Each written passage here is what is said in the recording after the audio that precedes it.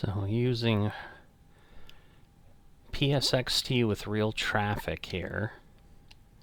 So you can see airport's definitely a lot more lively. I don't have anybody behind us yet, per se. Going way too fast still. But we've got a plane on the runway over there. There they go. So this is supposed to basically give us everything at the real airport so that it feels a bit more real. Well, a lot more real. I mean, honestly, there were planes everywhere. And while I was, doing things, there were planes taxiing. The challenge here is obviously that, they don't know, like the real planes don't know I'm here. So, in theory, it, like, takes some planes out. But we'll also see what it looks like when we land, things like that. So I'm taking off here at 36 left in Austin, and I'm actually going ahead here. This is the NASCAR leg for NASCAR 7. So I apologize, I kind of jumped in here and realized I was moving because I was testing things but not recording. So, this is Mature Simmer, and we're here doing the leg from Austin to Richmond. So we're going from Circuit of the Americas over to Richmond. So I suppose at this point I can go ahead, I can get my landing lights on, get my takeoff lights on. Everybody's all set. So I think we're all set there. Alright, got a plane landing. So again, that realism. So he's going to line up and wait. So I probably also have that issue of, I'll have someone coming in before he heads out. But we have the landing lights on, we have the flaps up, spoilers on. I'm using also the Fenix 320. I have added that to my repertoire, so still trying to get used to that. One time I tried to fly it for something I don't put on the channel, and it did not make it. So the Neo, the 320 Neo, I learned has better results. So yeah, I guess my question is, other than watching live traffic, I don't know how I would know if I can get on the runway or not. So that is a little bit interesting, but again, they don't know I'm here, so I suppose I should just go. Alright, we are off. We are moving. I guess if some plane lands over the top of us, we'll know why.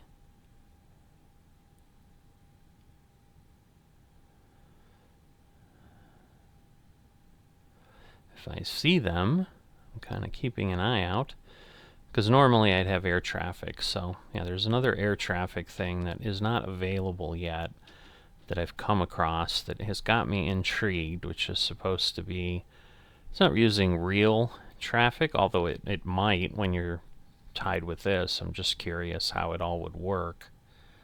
Because I think it tries to inject traffic on its own.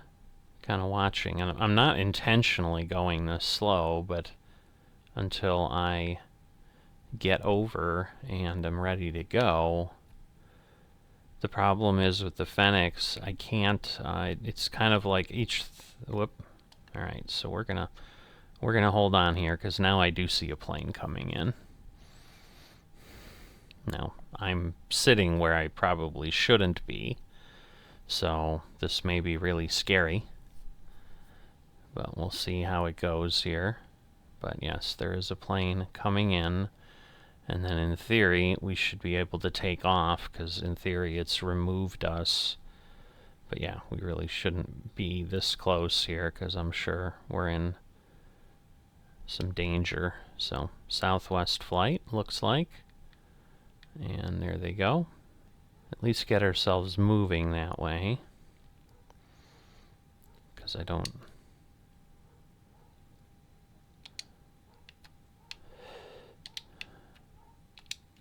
So we're going to get ourselves lined up, and then yes, we are going to go. Whoops, I don't need that.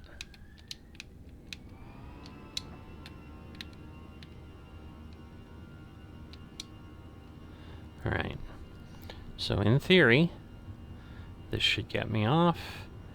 And then what real traffic should do on the other end is, as I'm coming into the airport, it should start to look at what's really there, and so it should pre-populate things on the ground by the time I land.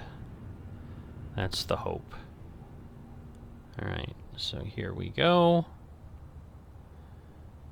Get the wheels up, because we've got positive rate of climb.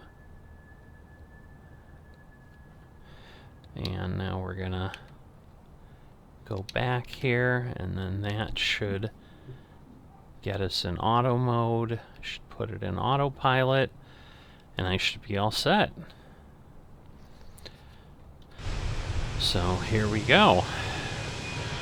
So a pretty busy airport down there. You can see a few planes over there.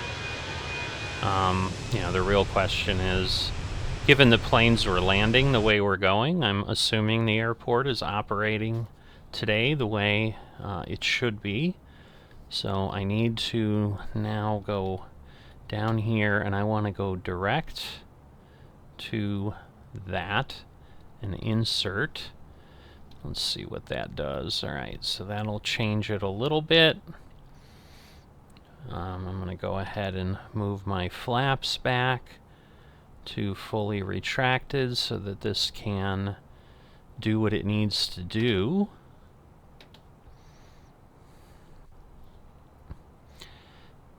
And then, whoops, moving my my Navigraph, I'm sorry. Clearing my throat there. That's got to be unpleasant. But, so I guess I can share the one thing. So yeah, if you've not used any of this thing I'm trying to at this point. So my intent is to try over the next 24 days to kind of really get a feeling of what I think of this. Because basically, there's a paid license that goes with what I'm using right now. And so there's a thing called Real Traffic, which does exactly what it says, or at least it claims it does, where it will give you the real traffic in the locations you're at. Now, I don't think it does things in the air, so I don't think it does that type of injection, but you know, that's kind of what I'm watching. So I've got you know, a window. I suppose I can throw it up here. So you know, I've got this over here. So, you know, it was showing me, here's the airport I was at. These are the planes it put in place. So forth. Now, it does have traffic, and it says live 11. So, I'm assuming that means there's 11 planes around the area here. Because in theory, it should know where I'm going. But I'm not sure that it does. Yeah, because now it went live to 9. Let's see if I pop back out here. A little bit of haze, so it's hard to see. The airport's kind of diagonally back there somewhere. Yeah, it's really hard to see. So other than me talking over it, I don't know that it makes a lot of sense. Let me go ahead and get that back on. Sometimes I've noticed a few weird quirks here. Alright, so I don't need the ground spoilers armed anymore. Just trying to get things cleaned up. Alright, and at 10,000 I can turn off the landing lights and the seat belt, so I'm just about there. There we go. So, we'll turn off the landing lights, turn off the nose light. And the landing lights, you know, retract some things. So that will go ahead.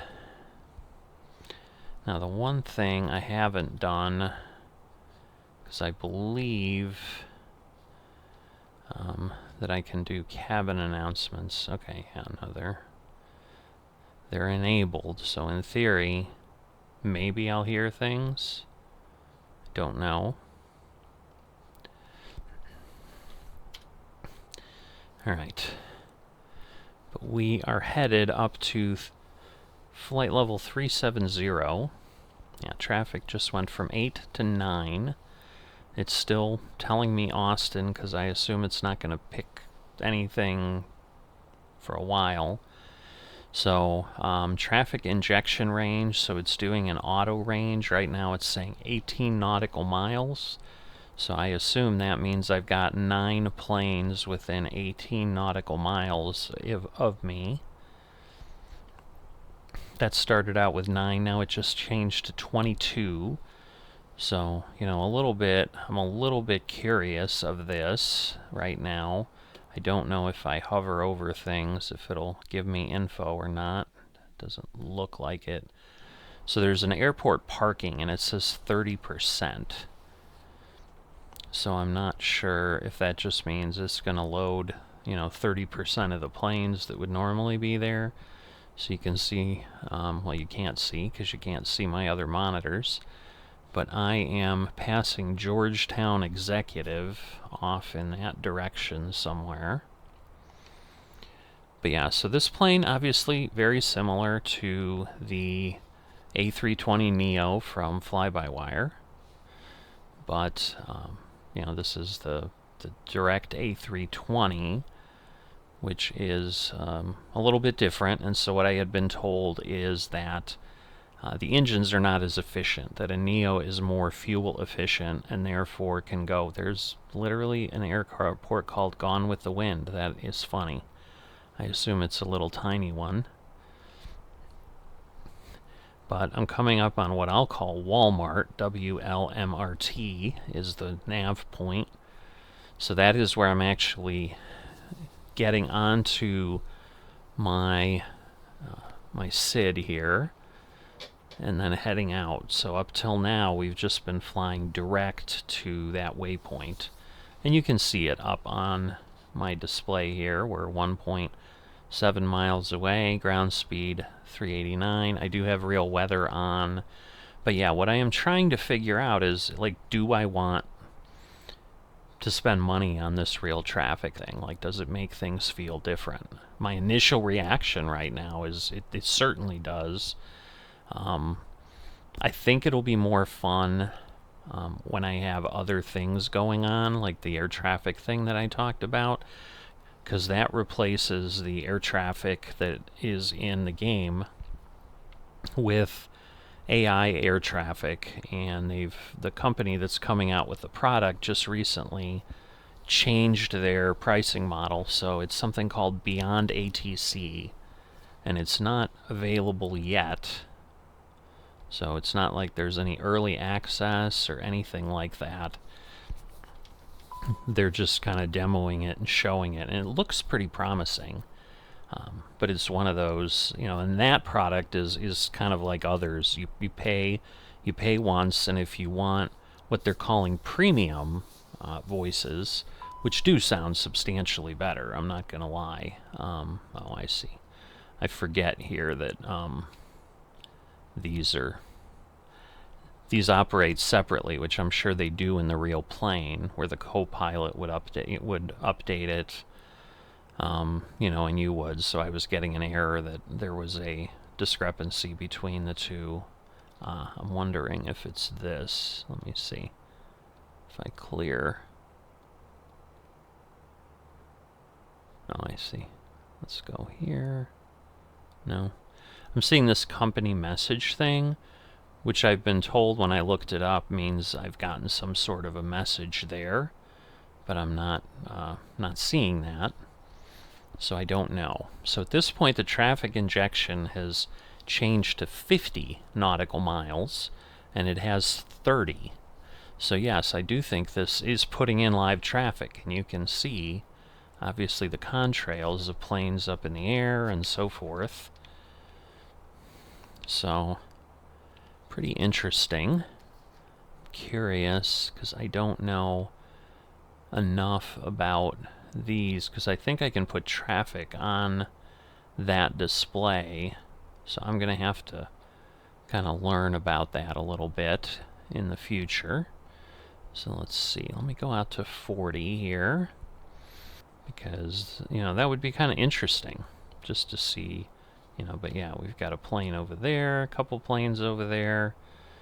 So there's definitely a more active sky, because in the past, like, I'd think I had something, and then I'd realize it was like something on the windshield that they have in one of the models. I think Fly-by-Wire has, whether it's a scratch or whatever, on one of the windows. But let's pop out here. Just take a look at what we have around us. Nothing much more than I can see out the window already. I'm just curious, like, if I look around, if I can see anything under me. I don't. I mean, there's something back there. So it's definitely interesting from that regard. And it's possible, like when I lost the dot, which is the indicator that it's basically talking to the flight management computer, the FMC, when I lost that dot, it's possible I had the joystick over there. So now it's injecting for 60 nautical miles, but I'm also speeding up as we go. So you can see my ground speed right now, if you can read that. It's 470, and it's going up substantially faster because we're now kind of turning in where we're going to have a tailwind. So we may find that we get to our destination pretty quickly. Definitely interesting stuff. But, so Real Traffic, they have a 24-day license for $9.99. Which is what I did. You can buy a month, 3 months, I think 6 months, and a year. And, you know, a year, it still gets pretty expensive. It's like, for the base thing, it's like $100 for the year. So it's kind of like Navigraph, but I just don't know that it's like that interesting. So I think my usage of it, and that's why I'm like, you know, I'll give it a try, because the PSXT program that I showed you for a little bit, that program does not have a fee on it. But they know they can't operate without Real Traffic, and just with what they've done, they've gone ahead and said, we're not going to charge for this software. You know, so I have that, and it didn't cost me anything. And so it's not one of those like, well, gee, you kind of got to do everything. I mean, you do have to do everything for it to work, because when this fires up, it immediately tries to go to Real Traffic, and, you know, you get errors otherwise. So what ends up happening is it basically scans your directory, finds liveries, and so I'm using something called AIG, which I've never used before. It's Alpha India Group, I think, is what they recommended for the most amount of liveries. This will run with FSLTL, but you just need to make sure FSLTL is not injecting, that it just has models. So it may be using some of those models too, but it scans for the liveries, it scans for airports, which is what the SIM add-on is, and the third party, I think, is airports as well. So I know I had downloaded just a handful of airports from Flight Sim TO, which, you know, I'm sure are those, but those are like in New Zealand or something. And so it does that, and then it basically sits here and it shows sim as red while you're starting to load up. And once you load Microsoft Flight Simulator, then that goes yellow and eventually green when it feels it's got what it needs. And then this RT, which is real traffic bar, comes up and it's red. And initially it was like, up, you don't, your license isn't working, your license, and then it just basically keeps restarting. So it won't work and really do anything without real traffic. But the point is, like, if I decide I'm not going to use it except, maybe when I'm flying heavily for a month or something, like, I can purchase the license for 24 days when I'd like to use it. And that's where I'm thinking, I may do more of that, where I know, hey, it's the end of the year, it's the holidays, I'm going to have a bunch of days off or something where I can fly a little bit more. I may do that. The other thing, though, is like for things like FS Economy and whatever, it might make that a little bit more interesting, because suddenly we'll be at airports that are a little more alive. Yeah, so right now, like, it has gone away as far as the bottom with the airport name. So there's no airport showing up, but that's likely also because I'm not really anywhere near a large airport. So I'm going to monitor that as I go along. But, I'm definitely trying to up the game of some realism and just kind of I won't say enjoyment. I mean, I enjoyed it without some of this, but just given how I like doing sims and so forth, some of these things kind of reached out to me because, Microsoft does pull live traffic on its own to some degree, but it doesn't pull it anywhere near the level that this does. So that's kind of been their selling point, is that Microsoft is doing a fraction of the traffic, and a lot of times it's doing it based on hours old data. So like when you're at the airport, you're not really seeing what you're seeing, where I've seen some videos of these tools running together where they've had like live ATC up for an airport, and they've basically been able to point to the plane on the ground and show the scope and say, look, because there is a little bit of delay, as you might imagine, but it's like 30 seconds with real traffic. And so there is a premium subscription of real traffic that gives you, I forget exactly what it is. I think it shortens that window a little bit, but I think it also gives you additional traffic, like GA traffic and stuff that you might not have. But that, again, is a pretty substantial jump. I want to say it's almost $250 to $300 a year for that.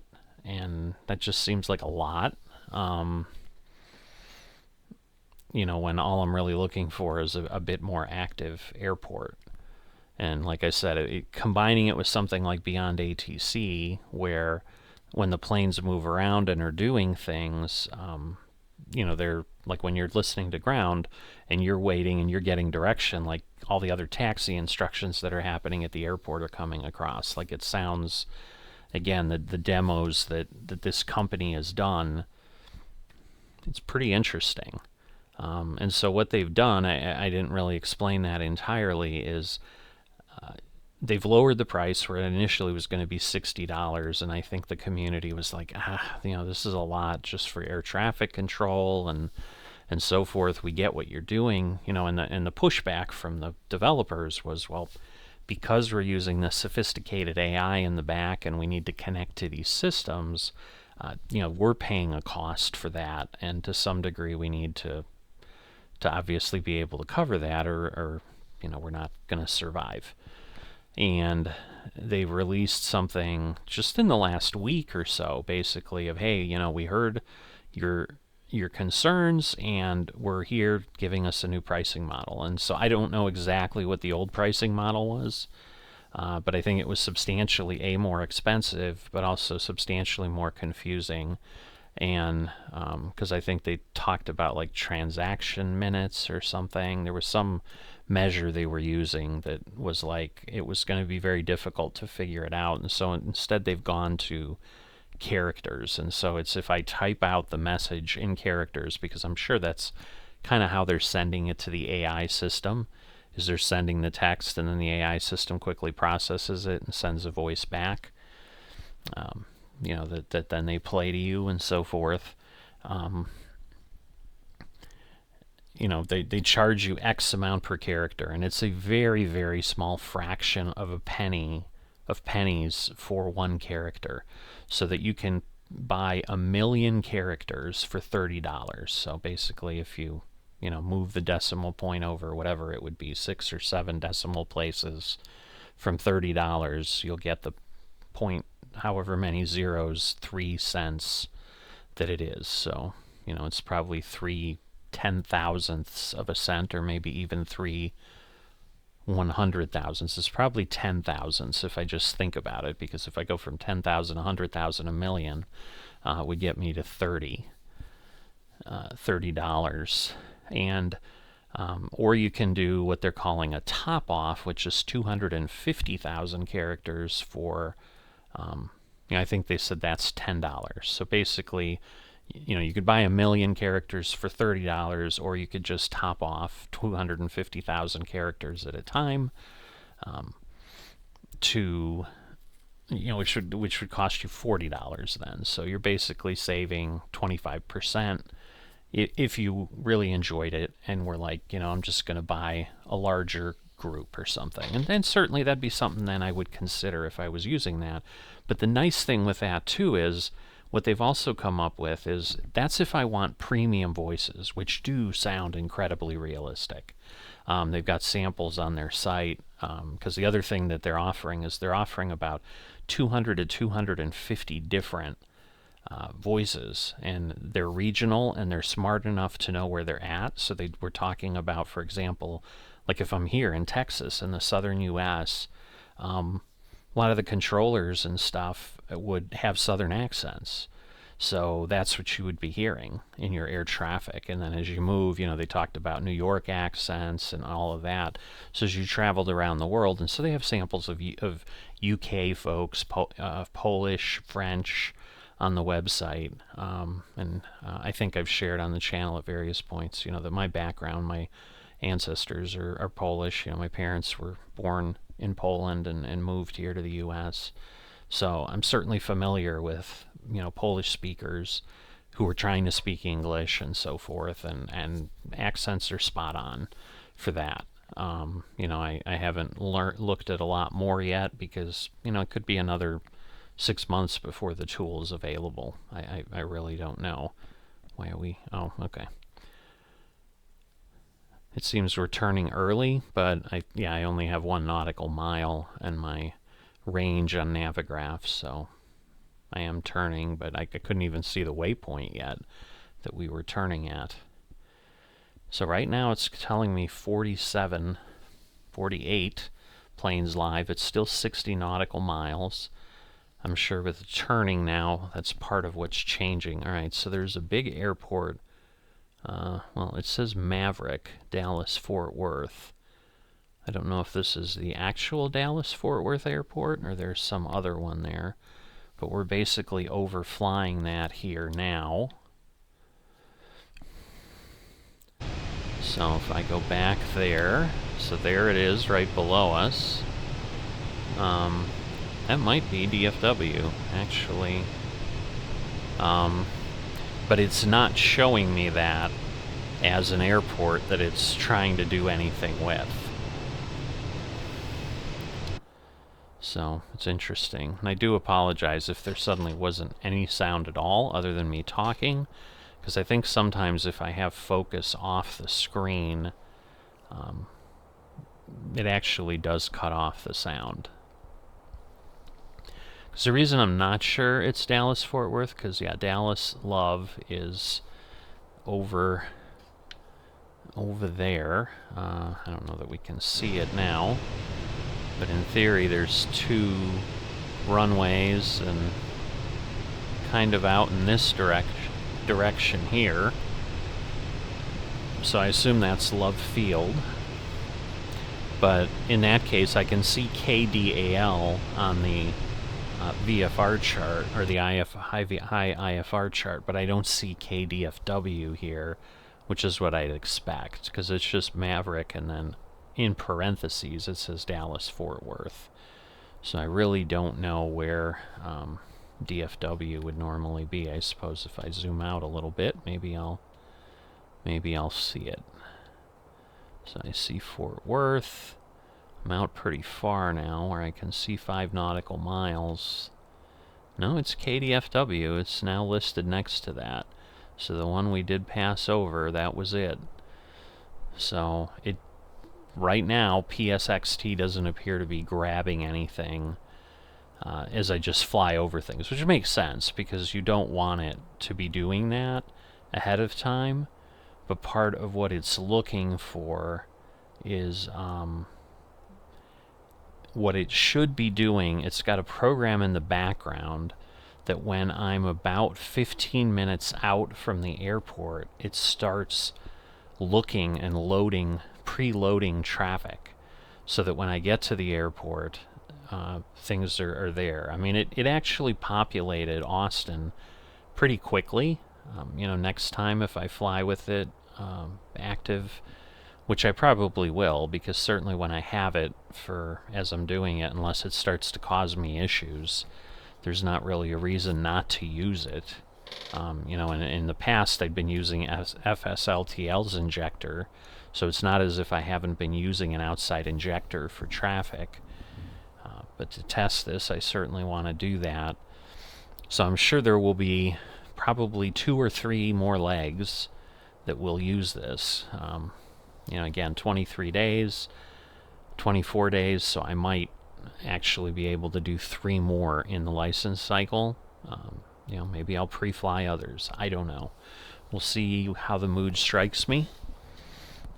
But definitely wanting to try all the new stuff out, because I'm really trying to kind of build out what I enjoy using. Because you know, there's something called self-loading cargo that I've been playing with a little bit, which is a bit of fun. It just ends up being, I think, a bit of a challenge to really show an episode of what's going on. But that's the thing, like what I'm envisioning is if I can ultimately get everything really working well together, and I have self-loading cargo, which basically does the things I'd have to be doing in the plane, where I would have given some cabin announcements. I would have been talking to the cabin crew as the pilot up here and so forth. You know, telling them to secure the cabin, telling them to do whatever, you know, talking to ground, getting things done before we left. And then along with GSX that I have, which is all the ground services and so forth, you know, and have that all operating and moving around as well. And then in addition, have this real traffic, and maybe at some point have the Beyond ATC thing. Like, that would be like a full-fledged, crazy, realistic flight to some degree. Because, you know, I'd be doing everything I possibly could be doing in the sim at that point. And definitely, when you talk about immersion, like that would be next level for sure. So, but all that comes with a price, obviously. So, circling back to my kind of meandering discussion about all of these things. So going back to Beyond ATC, so we talked about the price for premium voices. But the cool thing is in their new pricing model, because they said their goal is really like, yes, they need to make enough money that they stay viable. But they're not looking to have people, as they said, mortgage their house or whatever to be able to enjoy this. So they're not taking the greedy route and saying, my God, we're offering something so incredibly different that we're just going to gouge you for it if you want to use it. So they are using what they call basic level AI, and they don't charge for that at all. And it's certainly a step up above the robotic AI voice that you have within most flight simulators. The cool thing they did demo in one of the videos I saw is when you listen to the ATIS, because most of the systems at airports, I guess, that record that are computer-generated voices, and they're from the 80s, so it kind of does sound like, if you've ever seen the movie War Games, you know, a little bit of that, you know, do you want to play a game type of thing, and, you know, and I didn't do it very well, so that's why I don't make money as a impressionist, but, you know, they were able to recreate that because it was super simple technology. And so the ATIS is read to you with this robotic electronic voice because that's how you would hear it as a real pilot. But then when the controllers get on, they're kind of in between that premium, you know, and I'd say they're closer to the premium than they are to the robotic voice, but you can definitely hear more the cadence and kind of the clipping of the words, just is a lot more obvious in the basic voices. But you could basically then fly with Beyond ATC forever without paying an additional amount over the $30 if you wanted to. So once again, it lets you, and what they didn't really make clear is, like, okay, let's say I buy 250,000 characters. Like, once I have it, is every time I use it, does it just use it? Or do I get to select when I have it on? Like, can I say, well, I want to fly this flight with the basic voices, and I want to fly the other one, you know, I want to fly this one that I'm recording for YouTube, for example, with premium voices, because I want to give myself and everybody else, like, the top of the line experience. I'm assuming you'll be able to toggle it. I would certainly be much happier with that, because to me then that gives the full control, just like on this PSXT and Real Traffic. You know, like I said, to me it's similar to what I'm doing with streaming of my TV signals. So we've got the Olympics coming up this summer, for example. I love the Olympics. I love watching it. But we've kind of lived without live sports now for many years. So we'll do things like pay $20 for MLB at Bat, which gives us audio over like our Amazon Echo speakers, where if we want to listen to a game, we can get the game that way. You know, regardless of where it's at or whatever, and you know, we don't have to get a radio signal that works because we're a little bit on the edge of the market where we're at, where we can't always hear it well. You know, and so for $20 a year, that's an investment that's worth it, because I can then also listen to teams that aren't local. You know, given that I've lived in other cities, and, you know, I'm originally from Chicago and so forth. You know, I love my Cubbies, and I can't get them on the radio here. But with that, I'm able to do that. So that makes more sense to me. You know, I'll do that, and that is on all the time, but I don't have live sports on my streaming service, so I don't have like YouTube Live TV or Hulu with Live TV as a regular thing. I just pay for Hulu, and I don't pay for YouTube because I'm just using YouTube for the videos, but sometimes I'll use YouTube for the live TV or Hulu for the live TV, and I'll buy a month when the Olympics comes and use it.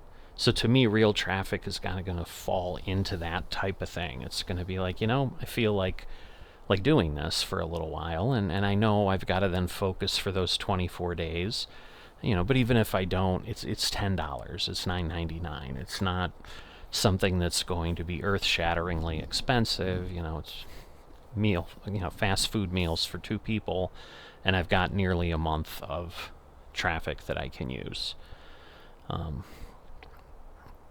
You know, it's just the challenge I know I have is when I do that, I will then tend to lean more toward, now that I've paid for this, like, once again, it's probably going to create the fact that I'm going to be in flight sim a lot more often than I might have been, because I want to get my money's worth. Like, hey, I'm paying for it. And especially now as I'm trying to understand how it works and just try to see what it looks like.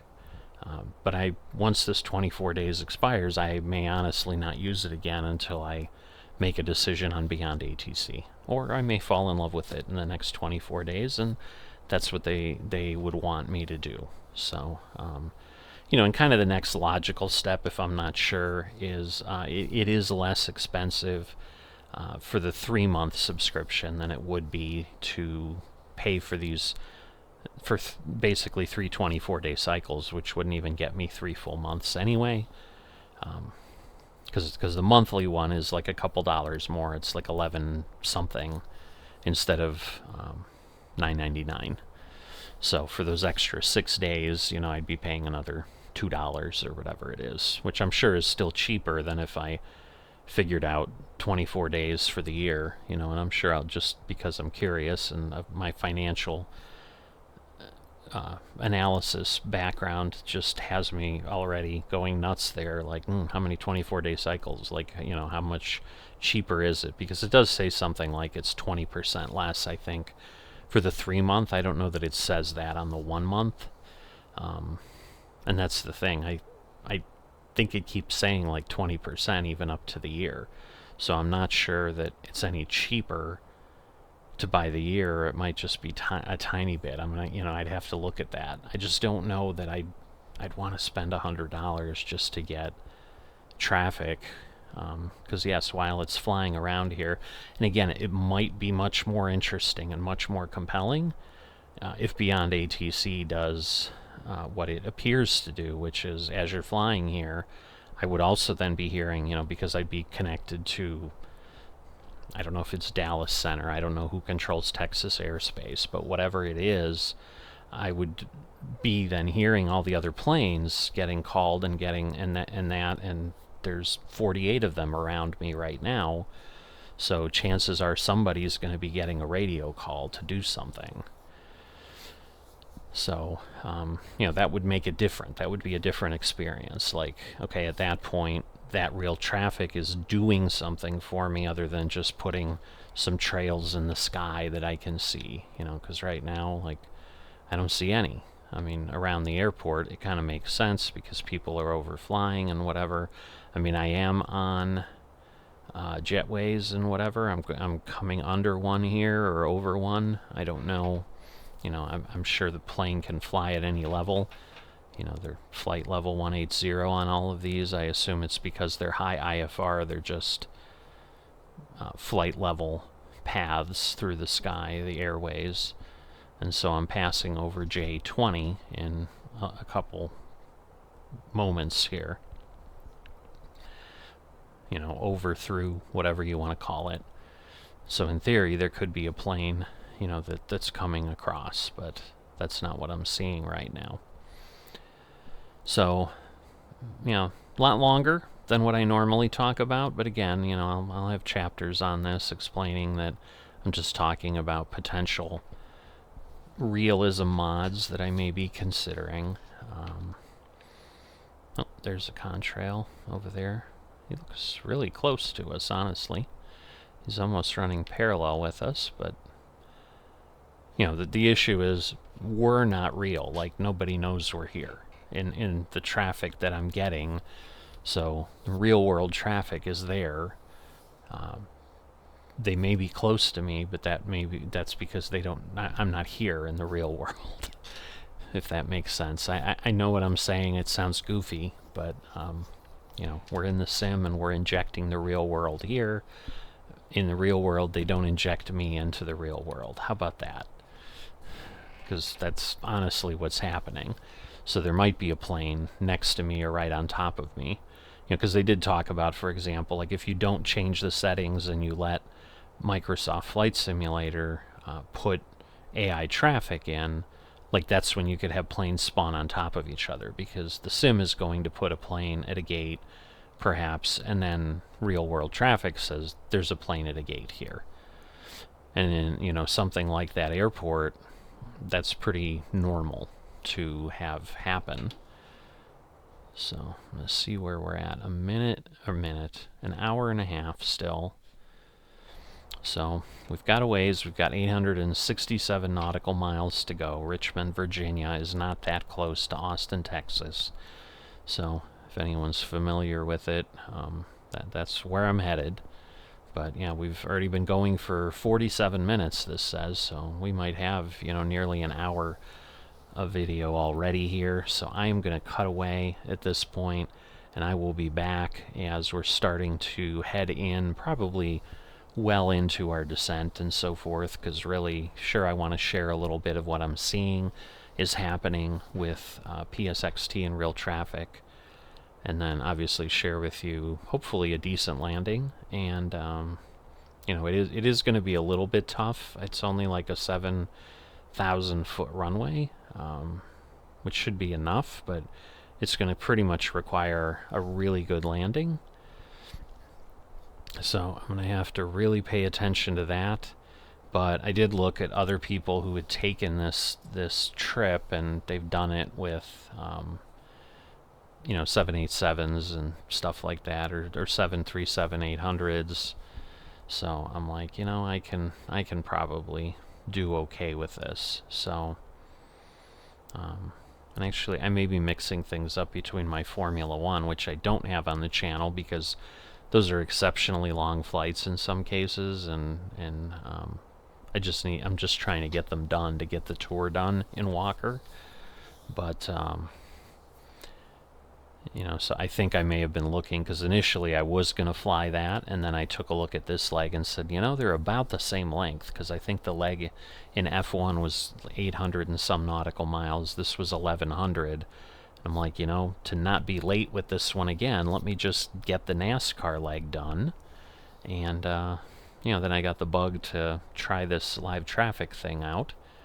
And, you know, so here we are at... what we're going, oh, we're down to just 18, even though we're at 60 nautical miles. So probably because we were between Austin and DFW, there was just probably a lot of traffic in that 60 mile, and I don't know if that's 60 nautical mile radius. I would think it is. So in theory it's 120 miles, or is it you know, a 30 mile radius and going from there. But anyway, if I keep going, I'll just end up talking for the whole 3 hours and no one will watch it. So I'm going to go do that and step away. And as I said, probably, you know, an hour and 15 minutes from now, maybe even longer than that, when I'm getting close to the airport and getting ready to really focus on the landing, you know, maybe even below 10,000 feet or something, we'll pop back and we'll see where we're at, and we'll just enjoy things together as we fly the 2022 NASCAR schedule. And again, this is, I think, leg 7, which is taking me from Austin to Richmond. So I shall see you in a bit. Alright, I am desperately trying to get to where we need to be here, but struggling a bit. I ended up having some real life stuff happen here that then created a pretty significant problem. So let's see if we can get this to fall down, because yeah, I think I should be significantly lower than I am. I just don't know that I can do this at this point and get down to the level I need to.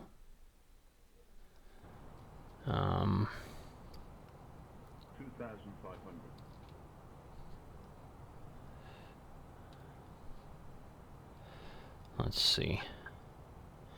Alright, so it's got the localizer and the glide slope, so we might be okay, but man, this is going to be tricky.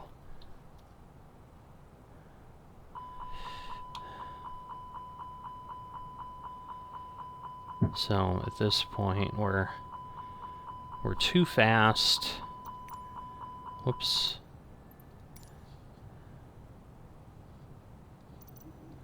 So I've got this landing monitor too, which is going to be important to be able to tell where we're at.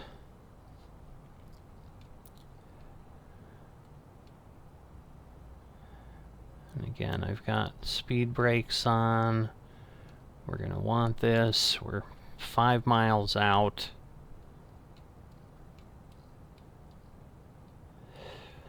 We really want to slow down here. So let's see if we can get way down. 1,000. Alright, at this point, I don't know that we need the speed brake anymore. We'll get that there. Alright. So this is not what I was planning. So we'll see. I've entered in the airport. I'm not seeing a whole lot of material on there. As far as, you know, I think I'd see blinking planes or something, but maybe not. I don't know. Alright, in theory we're down. Alright, so once I get to 300, I'm probably going to take over from the autopilot.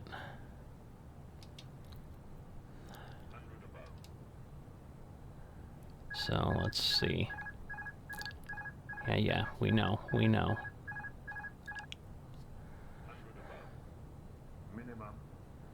Alright, we're at the minimum. I think we're a little low, but we're also going down at 400 feet. Well, maybe we're not low enough. 50, 40, 30, 20, retard. Alright, let's see. 20, retard. Maybe too hard. Hopefully not. Not sure how hard I landed. A little off the runway, kind of sloppy. I hope I did okay.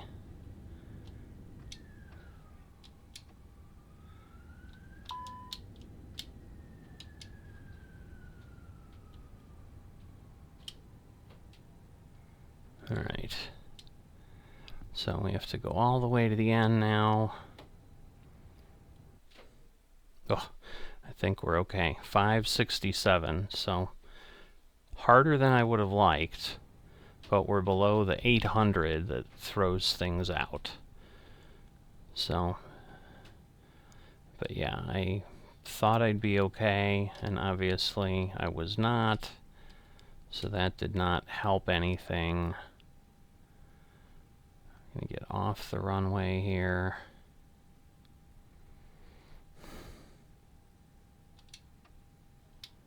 See, and that's the thing, like, there's no happy medium here. So let me move these by hand a bit. And then I think I want taxi. That will help. So now we can see a little bit. And then I am trying to get to gate A10 is what I told the system. So we're going to see. Like right now it's telling me it has 3 live traffic pieces.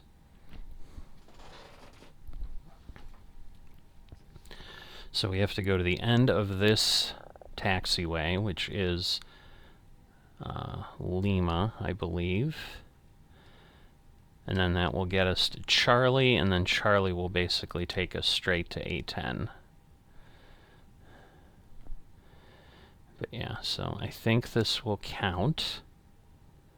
But yeah, you can see the windsock out a bit. It doesn't, I don't think we had that much of a of wind. I don't know why this is saying we're crossing a runway. There's no runway on the map there, but that is what it's saying. Alright, let's pull the flaps in.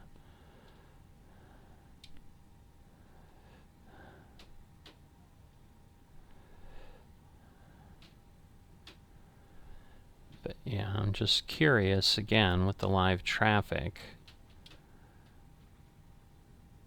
because I guess I'd expect a little bit more, but It's possible this isn't the major Richmond airport. I don't know.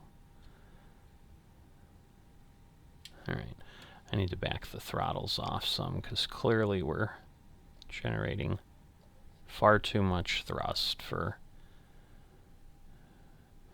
what we're doing.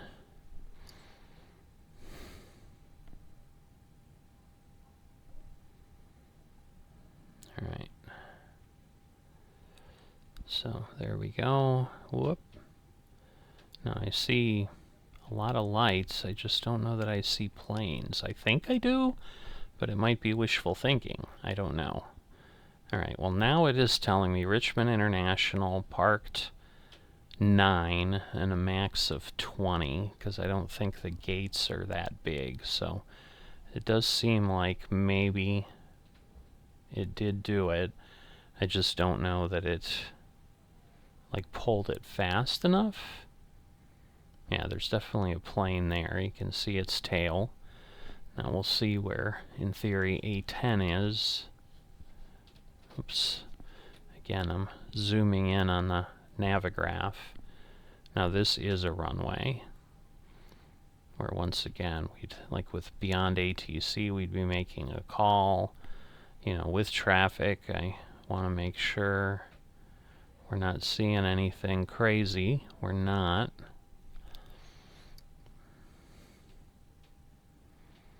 And so I'm assuming, since I said I was going to A10, that it then will not place a plane at A10. But I could be totally wrong. So I think A10 is next to where that one plane is. So we're going to head over here.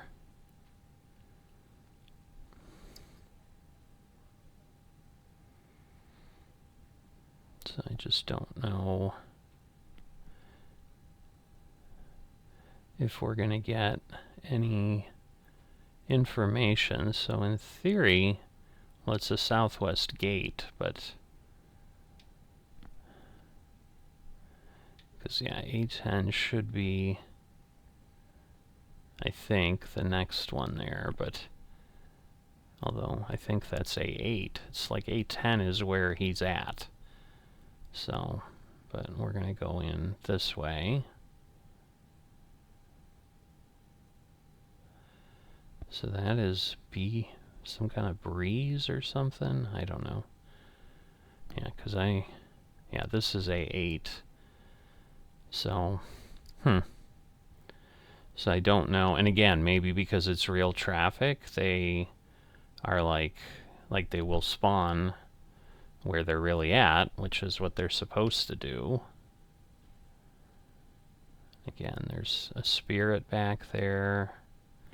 Something else. It says there's 9, but they could be, you know, anywhere. They could be in the general aviation and so forth. But this gets us to Richmond, not as nicely as I would have liked, so I do apologize for the bit of panic, because yeah, I would have normally been on a lot earlier, but clearly I was a little busy. Alright, we need a little bit more here. Come on. Just get me to the gate.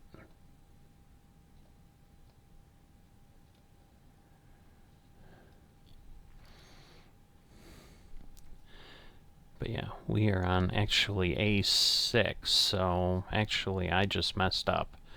So A10 is on the other side of him. Which one's moving? Oh, that's interesting. That one is moving? Why?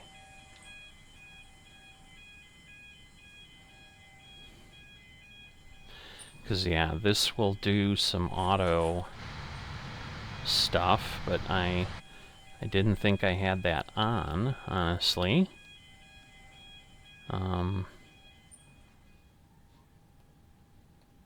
Trying to remember where this is. Yeah, there's nothing there. Because I think the auto jetway...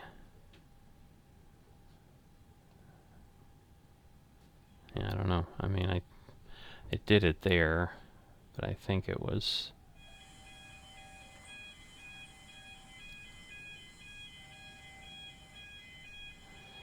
So is it going to give us both? I don't understand.